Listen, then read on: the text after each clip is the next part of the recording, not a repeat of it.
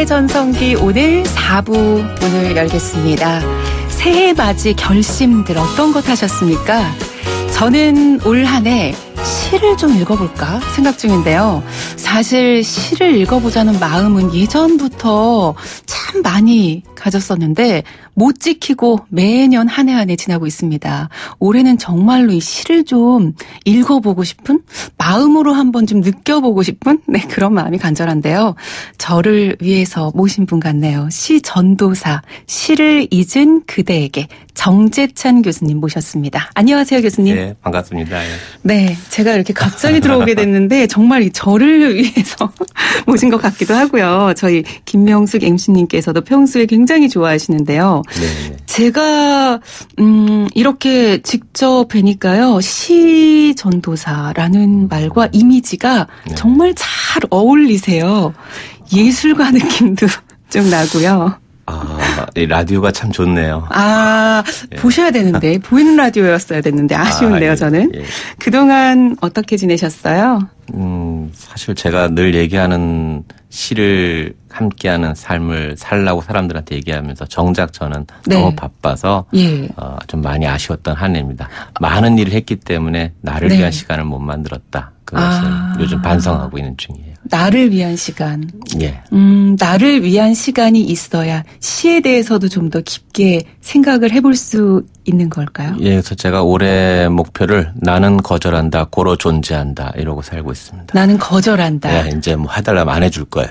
그런 거절인가요? 뭐 저녁자리를 거절한다, 뭐 이런 게 아니라. 저녁자리도 좀 거절하고 싶고요. 그래서 나의 존재를 위해서 좀 그런 시간을 좀 올해는 많이 갖고 싶습니다. 저희 YTN 라디오에 오시는 건 거절하시면 안 됩니다. 네. 여기 셉니다. 거절 못합니다. 네, 그럼요. 저희 청취자분들이 정말 많이 기다리고 계세요. 문자로 또 이렇게 기다리고 계시면서 궁금한 것들도 보내주시는데요. 조금 이따가 또 말씀 나눠보고요. 네. 제가 작년 이맘때쯤 나도 좀 시를 읽어보자. 예전에는 시는 교과서에서나 만났고 가끔 이렇게 책에서 보고 시는 정말 특별한 사람이 하는 것, 읽는 것, 쓰는 것 이런 생각도 많이 했지만 시가 주는 그런 감성들, 느낌들이 참 많다는 걸 나이가 든다는 말을 들쓰기가 참 죄송한데요. 한 해 한 해 지나면서 느끼게 됩니다. 그게 바로 또 이런 교수님이 쓰신 책 같은 것을 보면서 더 많이 느끼는데요. 시 전도사의 힘이 아닐까 이런 생각도 드는데 저 같은 사람들이 많이 있죠. 이런 분 만나면 뭐 전도할 마음이 절로 나죠. 네.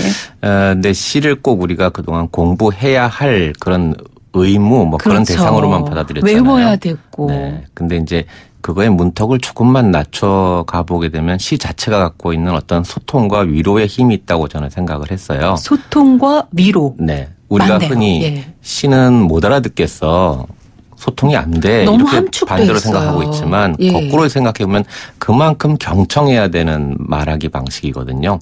그러니까 가장 경청해야만 그 뜻을 이해하는 거라면 그게 진짜 소통인 거고 우리가 말만 많이 한다고 진정한 소통이 이루어지는 건 아니잖아요. 그럼요. 그리고 시는 절대 이래라 저래라 말하지 않아요. 근데 그게 오히려 이건 내 얘기인 것 같아. 그런 것들이 위로가 되기 때문에 저는 사실 굉장히 가까이 할 수 있었던 것인데 멀어졌던 걸 원위치로 갖다 놓고자 하는 거지 없는 거를 지금 뭐 만들어내고자 하는 건 아닙니다. 그런데 교수님도 계기가 있으셨을 것 같아요. 저는 사실은 의외로 문청이라든가 이런 낭만적인 시절이 없었습니다. 저희 대학 때는 지금 1987보다도 제가 좀 더 앞이기 때문에 굉장히 각박하고 힘들었던 사회현실 속에서 살았어요. 이런 시라는 거는 어떻게 보면 좀 가진 자의 여유 이렇게 느끼셨겠네요. 오히려 그때는요 너무 격한 시, 사회 현실을 비판하고 고발하고 그런 쪽으로만 공부를 쭉 해와서 그렇게 지적인 대상으로서의 이제 시를 간직하고 있다가 슬슬 나이 30, 40 넘어가면서부터 내 전공으로 하고 있는 시에 참 힘이 보이기 시작하더라고요. 그래서 이건 연구의 대상만이 아니라 이렇게 같이 향유하고 공유해야 되는 것이다 하는 그 생각, 그 안타까움이 이제 그런 책을 쓰게 됐던 거죠. 아니, 교수님은 어떤 시에서 많은 시들이 있겠지만 물론 특별히 지금 생각나는 시가 있으세요? 이렇게 힘을 줬던 나에게. 저는 개인적으로는 사실은 김수영 시인이라고 하는 사람에게 네. 빚을 진 바가 많았고요. 예. 근데 그렇게 한 사람에 빠지거나 그러진 또 않았어요. 두루두루. 예. 네, 워낙에 또 그쪽 전문 분야이시기도 하니까요. 항상 학생들에게 또 가르치시고 계신 부분이기도 하고요. 하지만 많은 분들은 이렇게 결심만 하지만 시를 읽는다는 거는 참 어렵습니다. 사실 읽는다 해도 짧잖아요. 말씀하신 대로 간결하잖아요. 함축돼 있고요. 그걸 읽고 내가 뭐를 느꼈다 이렇게 말하기도 참 어려울 때가 많이 있고요. 시를 어떻게 하면 좀 쉽게 좀 편안하게 시작할 수 있을지 좀 알려주세요. 예, 제일 좋은 방법은 제가 쓴 책을 읽으시는 거고요. 시를 잊은 그대에게죠. 바로 그 책이요. 농담이고요. 네. 우리가 많은 경우에 시를 자꾸 읽는다 이렇게 접해요. 그게 네. 틀린 말은 아니에요. 근데 자꾸 시를 읽는다라고 하게 되면 분석한다라는 생각이 많이 그렇죠. 들어요. 이게 무슨 얘기일까. 그리고 우리가 그렇게 학습을 많이 해왔고요. 네. 그러니까 제가 요즘 시도하고 있는 건 뭐냐면 강연 같은 데 가서 그냥 눈을 감으시라 그래요. 네. 그리고 그냥 시를 한번 들어보시라고. 그래서 제가 준비한 음악과 함께 눈 감고 이렇게 시를 한번 들어보시면은 네. 시가 우리에게 직접적으로 말해주는 그런 걸 어떻게 느낄 때가 있어요. 그런 거 한번 소위 요즘 말로 꽂히면 네. 이제 그러면 그 시인의 다른 시도 한번 찾아본다든가 그런 류의 다른 또 작가를 찾아본다든가 이렇게 자꾸 지경을 넓혀가는 거죠. 네. 처음은 아주 작은 거에서 시작하시되 예. 우리 이런 말 있잖아요. 사랑하면 알게 되고 알면 보이나니 그때 보이는 것은 전과 같지 않으리라. 예. 그러니까 제일 한번 꽂히시는 게 중요해요. 나 저거 알고 싶어. 사랑하게 됐어. 네. 그러면 많이 아셔야 되고 아는 만큼 새로 보이게 되고 예. 그러면 시가 그렇게 힘든 게 아니구나 하는 것들을 찾아가실 거라고 생각을 해요. 눈을 감고 찬찬한 그 어울리는 음악과 함께 집중은 절로 될 것 같고요. 그래서 제가 사실 첫 번째 책을 시를 잊은 그대에게라고 하는 게 마치 제가 누구에게 해설하는 형식이었다면 이 권을 쓰면서 제가 그대를 듣는다라고 제목을 단 이유가 좀 이렇게 들어야 되는 것 아닌가. 그래서 1권 맨 마지막도 이렇게 썼습니다. 이제 네네. 이 책을 덮고 시집을 부디 펼치시라. 예. 해설서만 보지 마시고 정말 중요한 건 시인들의 시집을 막 보시고 네. 그렇게 가수처럼 생각하시면 됩니다. 시를 읽어보고 마음에 들면 점점 그 시와 시인으로 좀 넓혀보자. 네. 오늘 교수님을 그런데 모신 이유가 꼭 이 시만은 아닙니다. 정말 다양한 도전과 시도를 하시는 모습을 우리 청취자들과 함께 배우고 싶어서인데요. 이런 시를 잊은 그대에게가 대한민국의 시 열풍이라는 걸 가져왔을 정도로 엄청난 책인데 이번에 드라마로도 나오죠. 그렇게 엄청난 책은 아닌데요. 많은 분들이 감명을 받았다고 또. 이 책을 드라마화하는 건 아니고요. 네. 모 방송국 케이블 TV에서 3월 말에 이러한 제목으로 시를 잊은 그대에게라고 하는 제목으로 드라마를 만들겠다는 거예요. 그래서 그 작가님하고 연출가님이 저희 연구실에 한번 오셨어요. 네. 얘기를 나누는데 이 작가님이 굉장히 좀 절망에 빠지고 그랬을 때 제 책도 읽고 또 다른 시집을 읽으면서 위로를 받았다. 이것을 한번 드라마타이즈하고 싶다. 그 위로의 힘을. 네. 그래서 드라마대로 가면서 그 주인공이 매회 시를 읽는 그런 형식의 드라마를 해보겠다.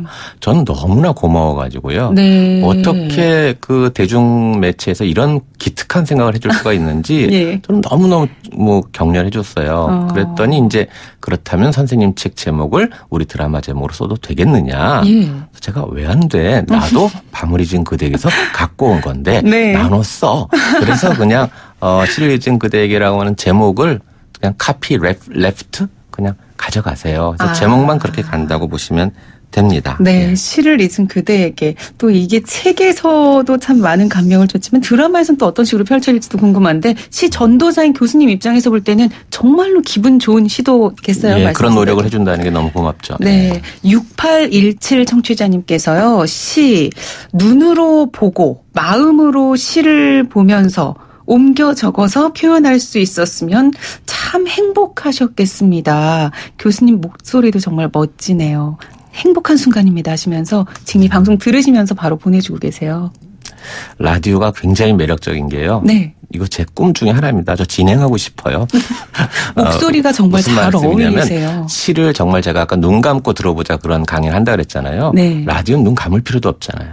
그렇죠. 그러니까 정말 그 음성 그걸 그대로 들어주는 것 그런 경청이 가장 시에선 중요하거든요. 네. 그래서 라디오는 참 매력적인 매체입니다. 그런 점에서. 목소리만 듣고 아무런 편견 없이 아무런 생각 없이 정말 저도 그래서 사실은 라디오를 참 좋아했고 그래서 일로도 하고 있는 건데요.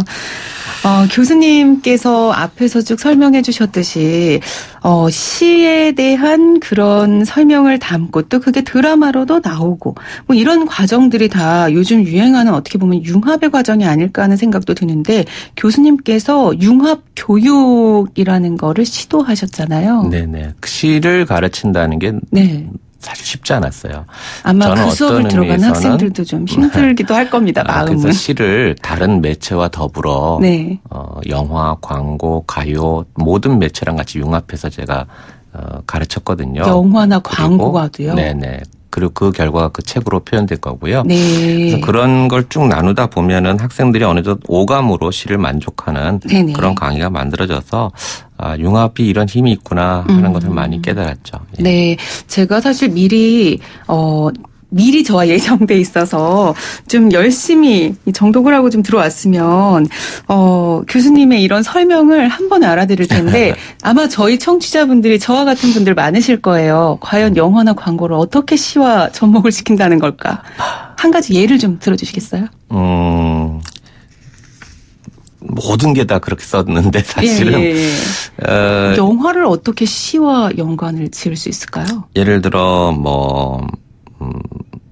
우리가 아는 영화 가운데 제가 갑자기 또 질문을 드렸네요. 시문화하고 한석규가 나오는 8월의 크리스마스 같은 경우를 저는 황동규의 시와 연결해서 쭉 설명을 해줬어요. 네네. 그러면서 중간에 젊은 친구들은 못 본 친구들도 있으니까 그래서 영화도 좀 삽입해서 보여주면서 그 느낌에 맞는 시를 낭송도 하고 그렇게 진행하는 겁니다. 그 수업이 들어보고 싶은데요. 너무 재밌을 것 같은데요. 이 외에 다른 내용들이 더 궁금하시다면 또 시를 잊은 그대에게서 만나보시면 될 것 같고요. 지난 10월에는요. 마술사 이은결 씨와 함께 콜라보 공연 케미 프로젝트 이은결 바이 정재찬 이런 걸 하셨어요. 마술과 시의 만남이라니 이게 상상이 안 됩니다. 이은결 씨하고는 어떻게 알게 됐는데 저랑 연배 차도 나고요. 근데 만날수록 매력적이고 진지한 청년이었어요. 근데 이 양반이 자기는 남들이 생각하는 그런 고정관념의 마술을 하기 싫다. 그거는 공연으로서 하고 있지만 자기는 정말 트릭 그런 거 없이 자기의 마술적 테크닉을 갖고 뭔가를 표현하고 싶다. 그런 무대를 하고 싶은 꿈이 있다. 그래서 이건 정규 무대가 아니라 자기만을 위한 무대를 한번 꾸미고 싶었던 건데 그래서 저랑 함께 하자 그래서 제가 처음엔 좀 망설였죠. 당신은 프로고 나는 그냥 일반인인데 내가 누를 끼칠 것 같다 하면서 만나는데 합이 너무 잘 맞는 거예요. 네네. 그래서 예를 들어서 제가 평소 하는 강연 중에 이런 게 있거든요. 노르웨이의 그 공익 광고 동영상이 있습니다. 그건 뭐냐면 한 아이가 도시락을 갖고 왔는데 얘 도시락만 비어 있어요. 그래서 혼자 나가서 물로 배를 채우고 돌아와요. 그랬더니 가득 차 있는 거예요. 도시락이. 친구들이 다 조금씩 넣어놓은 얘기들. 근데 그 동영상을 보면서 저는 또 거기에 맞는 시가 있거든요. 그래서 복효근 선생의 시를 읽곤 했어요. 그래서 그게 복효근의 세상에서 가장 따뜻했던 저녁이라고 하는 시인데 내용은 그런 거예요. 어떤 친구가 내가 학교에서 끝나고 오는데 내가 맨 가방을 지퍼 일렸다며 닫아주었다. 근데 집에 와서 보니까 여기에 온기가 식지 않은 붕어빵 5마리가 들어있는 거예요. 네네. 그래서 내 열려서 세상에 가장 따뜻한 저녁 이러고 끝나는 시입니다. 그러니까 저는 이게 동영상 광고랑 이 시가 너무 잘 맞는다. 이게 오병이어의 기적이 아니겠느냐. 마술사나 무슨 신만이 할 수 있는 게 아니라 우리가 해내왔고 할 수 있고 해야 되는 이게 진짜 마술 아니냐. 이제 그러면 이은결 씨는 이 공연에서 정말 우리 눈앞에서 빈 도시락을 가득 찬 도시락으로 채워요. 어떻게 채우나요? 뭐 그분이야 그 직업. 그 마술적인 능력으로 그래서 그게 같이 어우러지니까 마술이 주는 감동과 시가 주는 감동 이런 것이 말 그대로 케미가 잘 맞아서 하고 나서 둘이 서로 참 뿌듯해. 이게 참 감동적인 공연이었을 것 같아요. 딱 3번 하고 끝났습니다. 3번으로 그 아쉬움은 또 다음 기회에. 그냥 실험적인 성격이었으니까요. 네, 직접 가서 한번 보고 싶네요. 그런데 이 공연에 소방관들을 또 무료로 초대를 하셨다고 들었어요. 이건 저희가 한 건 아니고 참 묘해요 세상이. 진짜 말 그대로 합력하여 선을 이룬다 그런 말처럼 또 제가 아는 어떤 분이 막 그 기부하는 그 그룹들이 있었는데 이 얘기를 듣고 자기들 꼭 이 행사를 하고 싶다. 그래서 저희도 그걸 원했는데 소방관 분들을 모셨어요. 가족들과 함께. 그래서 제가 그분들 오셔서 그분들을 위한 시를 또 읽어드리곤 했었는데 제가 여기서 한번 부탁을 좀 드려봐도 될까요? 그 시를 이 자리에서 저희 청취자분들께. 박성우의 두꺼비라고 하는 시입니다. 네.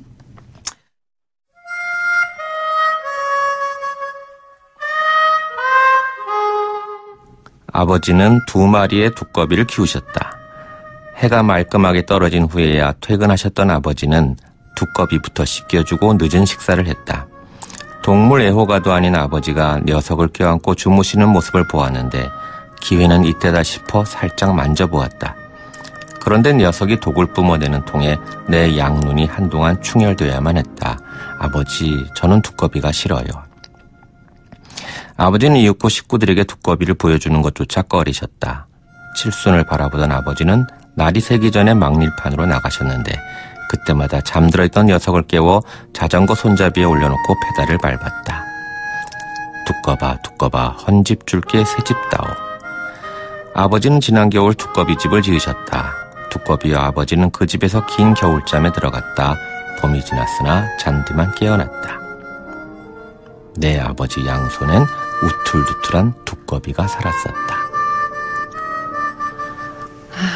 그러니까 우리가 두꺼비 그러면 처음에 이게 무슨 말이지? 아버지가 두꺼비 키웠다는 게 뭐지? 저는 왜 두꺼비가 나오나 했어요. 마지막에 가서 비밀이 풀려지는 거죠. 아버지의 손에서. 아버지의 손이 쓴 두꺼비 물집 같은 것. 그래서 저는 소방관 분들뿐만 아니라 그 자리에 오신 분들께 사실 우리를 살린 건 손길 아닌가. 가장 인간에게 소중한 것. 지금 뭐 AI 로봇이 아무리 나와도 손길이 얼마나 중요한가. 온기라는 건 없잖아요. 사실 AI에는. 그래서 또 남궁인 선생이라고 그 응급의학하는 분이 글을 잘 쓰시는데 그분이 쓴 책 중에 지독한 하루란 책이 있어요. 거기 보면 응급실에 서로 막 아우성이잖아요. 그러면 가서 습관적으로 환자들 이마에 손을 탁 얹어준대요. 그러면 누구나 그땐 다 잠잠해진대요. 그런 손길. 그렇겠네요. 우리 아팠을 때, 열났을 때, 이마 덮어줄 때 말한 사람 봤어요? 이마만 덮어주면 조용해지고 음전해지는 것. 그런 손길이 우리를 살리는 거 아닌가. 정말 그 손길 같은 시네요. 이 시가 주는 게 그런 하나의 손길. 소방관 분들이 우리를 살려주는 그런 손길이다. 그런 뜻도 하셨고. 아니 근데 사실 시를 낭독하시는 걸 듣고 정말 이 저음의 목소리로 이렇게 낭독을 해주시고 음악과 함께하니 집중을 하고 느끼지 않을 수가 없겠다. 그런 공연이나 이런 자리에서도 하는 생각도 들었는데요. 저희 청취자분들도 이 시를 들으시면서 굉장히 오늘 또 따뜻한 오전 시간을 보내고 계시다고 합니다. 이 시를 앞에서 들은 소방관들의 반응도 참 궁금하네요. 참 좋아하셨던 거라고 저는 생각해요. 그래서 앞으로도 이렇게 시를 나누고 시를 듣고 이런 시간을 많이 가지려 합니다. 사실 저희가 또 이 자리에 이렇게 한양대학교 국어교육과 정재찬 교수님을 모신 이유가요. 이 시를 잊은 그대에게 그대를 듣는다 이런 책, 시와 관련된 얘기도 물론 듣고 싶었지만 또 정말 제2의 전성기를 맞이하고 계시잖아요. 50대에 맞이한 이 인생의 황금기인데요. 조금 더 젊었을 때 유명해졌다면 더 좋았겠다. 뭐 이런 생각은 혹시 안 하셨나요? 반대로 천만다행이라고 생각해요. 왜요? 철 모를 때 잘 나가면 얼마나 또 이상한 길로 갔겠어요. 제가 지난해 읽은 책 중에 그 라틴어 수업이라고 하는 책도 재밌었는데 네. 내가 늘 우리 제자들한테 하는 얘기가 거기 적혀 있었어요. 라틴어로 이 또한 지나가리라가 라틴어에서 나온 말인데요. 예. 우리 흔히 쓰잖아요. 이 또한 지나가리라. 그렇죠. 우리 주로 어떨 때 쓰죠? 힘들 때. 네. 시간이 약이다. 이 또한 지나가리라. 뜻은 전성기 때도 마찬가지예요. 이 또한 지나가리라. 네. 그 생각을 해야 되는 거죠. 참 겸손해지게 하는 말이네요. 못 나갈 때만이 아니라 잘 나갈 때도 이 또한 네. 지나가리라. 예. 그런 생각 가져야죠. 우리 조상들이 그래서 화무는 십일용이요. 달도 차면 기운하니라. 네. 물론 결론은 그래서 열심히 놀자는 게 그 노래의 취지긴 하지만. 교수님 한 말씀이 정말 주옥 같네요. 네. 예. 그러니까 전성기야가 중요한 게 아니고요. 예. 그래서 뭐 할 건데 그게 더 중요한 것 같아요. 네, 예. 조금 더 앞을 내다보게 하는 지금의 전성기에 안주하지 않겠다. 너무 지금을 기뻐하지 않겠다. 이런 말씀으로도 들리는데요. 뭐 젊었을 때는 몰랐을 테니까 지금 맞이한 전성기가 그래서 다행이다. 이런 말씀으로 들립니다.